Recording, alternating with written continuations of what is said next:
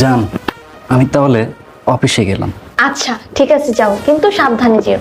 আচ্ছা বাবা, ঠিক আছে, তাহলে তুমি তোমার খেয়াল রেখো। আচ্ছা তুমিও যে আমাকে একটা কল দিও।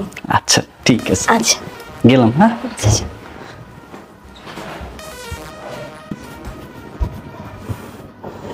ইদানিং আমার স্ত্রীর চলাফেরা কথাবার্তায় আমার সন্দেহ হয়।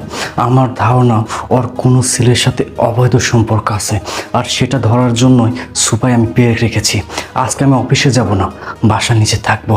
আমি দেখব কোন ছেলে আমার বাসায় আসে আর কোন ছেলে যায়, আর কোন ছেলের পিছনে পেরেক বাঁধে।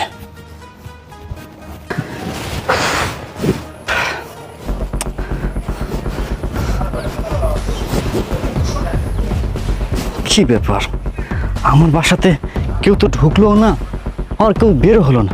তার মানে আমি যা ধারণা করেছিলাম